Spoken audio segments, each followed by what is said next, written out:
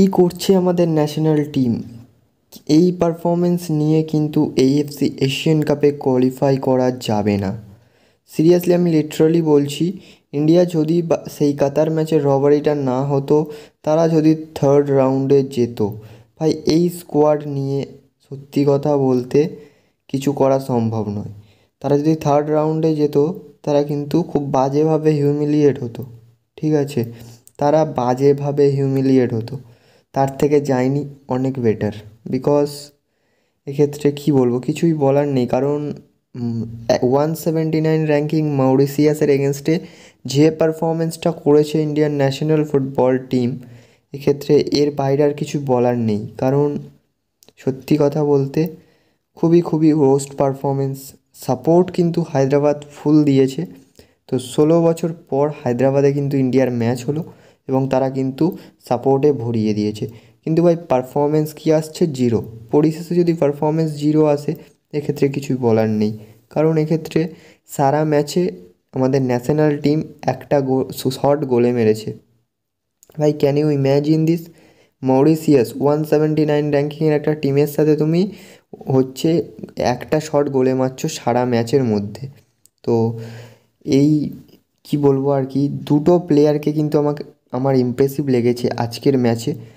সেটা হচ্ছে লালিংজুয়ালা ছাংতে, সে কিন্তু নিজের 200% দিয়েছে এবং তার পাশাপাশি অনিরুদ্ধ থাপাও কিন্তু 200% দিয়েছে।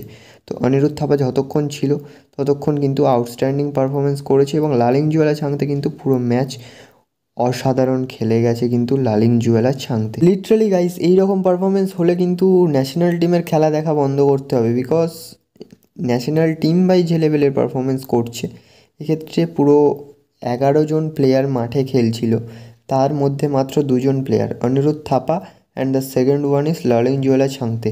এই দুজন কিন্তু নিজেদের 200% দিয়েছে অ্যান্ড বাকিরা ভাই ঘাস ছিঁড়ছিল মাঠে, ভাই ঘাস ছিঁড়ছিল।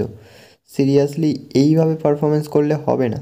এবং চেঞ্জে যারা আসছে তারাও কিন্তু ভাই লিটারালি এক্ষেত্রে লেফট উইং পজিশানটা কিন্তু বেশ নড়বড়ে রয়েছে। প্লাস তার পাশাপাশি দুটো উইং ব্যাক পজিশানও কিন্তু নড়বড়ে রয়েছে। তো লেফট উইং পজিশানে যে লিস্টন কোলাসো, তারপরে নন্দা কুমার অ্যান্ড তার পাশাপাশি হচ্ছে নাওরেম মহেশ সিং, তিনজনেই কিন্তু ফ্লপ। অ্যান্ড নাওরেম মহেশ সিং যদিও লাভেনি, কিন্তু তার ফর্ম নেই বর্তমান সময়, এবং বাকি দুজন তো পুরো ফ্লপ। একটা প্রপার স্ট্রাইকার নয় কিন্তু মনবীর সিং, তাকে ভাই স্ট্রাইকার খেলিয়ে লাভ নেই।